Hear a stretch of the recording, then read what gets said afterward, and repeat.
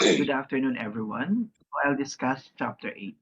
This chapter examines marketing, finance and accounting, research and development, and management information system issues critical to effective strategy. So, before I proceed to our main topic for today, let me share this quote from Peter Drucker. There's no perfect strategic decision. One always has to pay a price, and one always has to balance conflicting objectives, conflicting opinions, and conflicting priorities. The best strategic decision is only an approximation and a risk. So later on, you'll understand why Peter Drucker said it. Okay, so let's proceed to the first part of our discussion, the marketing. The scope of this discussion does not allow us to address all of the different marketing variables that influence strategy implementation. The following are some of the examples of marketing decisions that might necessitate policies or current marketing issues that we're facing right now. First is how to make advertisement more interactive to be more effective. Two, how to best take advantage of Facebook and Twitter or other social media platforms, conversations about the company and industry. Three is to use exclusive dealership or multiple channels of distribution, to use heavy light or no TV advertising versus online advertising. Fifth is to limit or not the shared business done with a single customer. Six, to be a price leader or price follower. Seven is to offer a complete or limited warranty. And lastly, to reward salespeople based on straight salary, straight commission, or a combination of straight salary and commission. In addressing issues in marketing, here's some new principles of marketing to follow. First is don't just talk to customers, work with them throughout the marketing process. Give consumers a reasons to participate. Listen to and join the conversation outside your company's website. Resist the temptation to sell, sell, sell. Instead, attract, attract, attract. Don't control online conversations. Let them flow freely. Find a marketing technologist, a person who has three excellent skill sets: marketing, technology, and social interaction. And lastly, embrace instant messaging and chatting.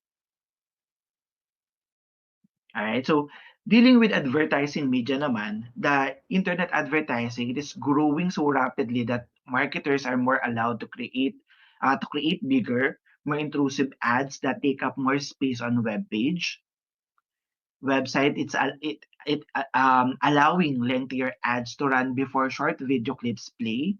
And of course, yung mas nauuso na ngayon yung mga vlogs before vlogs, here's blogs. So it's more on creating more content that also doubles an advertisements.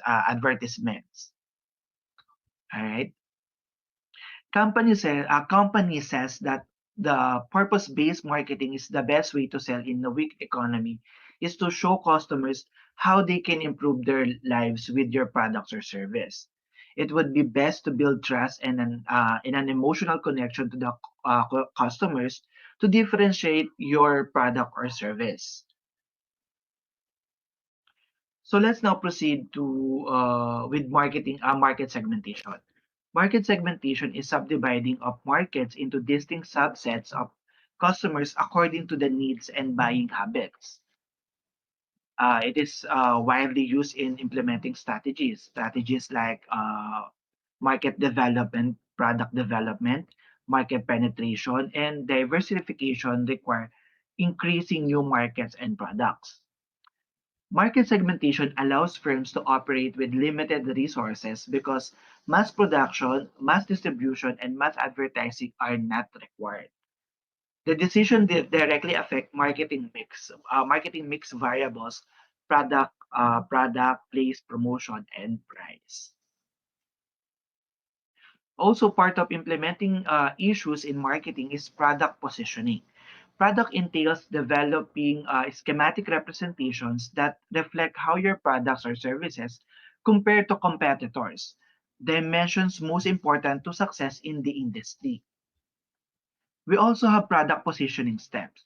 First is select key criteria that effectively differentiate products or service in the industry. Diagram a two-dimensional product positioning map with specified criteria on each axis. Plot major competitors, products, or services in the results for a quadrant matrix. Four is identify areas in the positioning map where the company's products or services could be most competitive in the given target market. And the fifth is develop a marketing plan to position the company's product or services appropriately. All right, so let's now proceed to the part two, the implementing strategies in finance and accounting. Why do we need to implement strategies in finance or accounting issues? Of course, one is to raise capital with short-term debt, long-term debt, debt-prepared stocks, or common stock.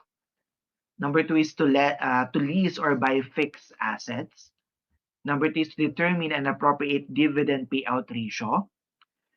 And also to use LIFO or yung LIFO, last in, first out, or FIFO, first in, first out, or a market value accounting approach. To extend the time of accounts receivable, to establish a certain percentage discount on accounts with specified period of time. And lastly, to determine the amount of cash that should be kept on hand. All right. So acquiring capital to implement strategies, number one is to successfully strategy implementation often requires additional capital. Net profit from the operation and the sales of assets, two basic sources of capital for an organization are debt and equity. When using EPS or EBIT analysis, timing with stock prices, interest rates, and prices become important. Number five is, however, the cost of capital is high stock influence become more attractive. And fourth, in terms of depressed stock prices, that may prove to be most suitable alternatives. Projected financial statements allows an organization to examine the expected results of various actions and approaches. It also allows an organization to compute projected financial ratios under various strategy implementation scenarios. Financial budget, it is a document that details how funds will be obtained and spent for a specified period of time. Include cash budgets, operating budgets, sales budgets, profit budget, factory budgets, capital budgets, and many more budgets included. All right. So financial budgets have some limitation. First is budgetary programs can become so detailed that they are cumbersome and overly expensive. And over budgeting or under budgeting can cause problems. Second, financial budgets can become a substitute for objectives. A budget is a tool and not an end in itself. Third, budgets can hide inefficiencies is if based solely on precedent rather than an periodic evaluation of circumstances and standards. And finally, budgets are sometimes used as instrument of tyranny that results in frustrations, resentment, absenteeism, and high turnover. To minimize the effect of this last concern, managers should increase the participation of subordinates in preparing budgets. Evaluating the worth of e-business is central to strategy implementation because interactive, intensive, and diversification strategies are often implemented by acquiring other firms. So other strategies such as retrenchment and uh, divestiture may result to sale of a division of organization or the firm itself. Thousands of transactions occur each year in which businesses are bought or sold in the United States and of course also in the Philippines. And all of these cases is it is necessary to establish the financial worth of cash value of a business to successfully implement strategies. All right, so let's now proceed to part three, the implementing strategies in research and development. Research and development personnel can play an integral part in the strategy implementation. These individuals are generally charged with developing new products and improving old products in a way that will allow effective strategy implementation. Well-formulated research and development policies match market opportunities with internal capabilities. All right, so research and development policies can enhance strategy implementation effort.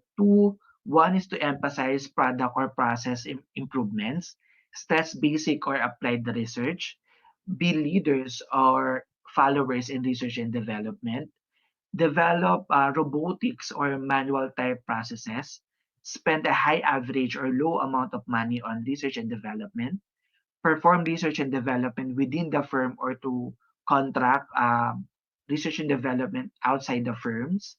And lastly, of course, use university researches or private sector's researches. Research and development approaches for implementing strategies. Number one is uh, be the first firm to market new technological products. Be a low-cost producer by mass-producing products similar but less expensive than products recently introduced. Be an innovative imitator of successful products, thus minimizing the risk and cost of startup. And now we're down to the last part of implementing strategies in management information system. Firms that gather, assimilate, and evaluate external and internal information most effectively are gaining competitive advantages over other firms. Having an effective management information system may be the most important factor in differentiating successful from unsuccessful firms. The process of strategic management is facilitated immensely in firms that have an effective information system. All right, so business analytics is a management information system techniques that involves using a software tool to mine huge amount of data to help executive makes decision. So it is also a key distinguishing feature of business analytics is predictive rather than retrospect. It enables a firm to learn from experience and make current and future decisions based on a prior information. It also called predictive analytics, machine learning, or data mining. All right. So here's for the conclusion. Successful strategy implementation depends on cooperation among all functional and divisional managers in an organization. Marketing departments are commonly charged with implementing strategies that require significant increases in sales revenues in new areas and new and improved products. Finance and accounting managers must devise effective strategy implementations approaches at low cost and minimum risk that firm. And research and development managers have to transfer complex technologies or develop new technologies to successfully implement strategies. Information system managers are being called upon more and more provide leadership and training for all firms. The nature and role of marketing, finance and accounting, research and development, information system activities coupled with management activities described in this chapter. So largely determine organizational success. All right, so that's it for me. Thank you everyone for listening. Have a great one.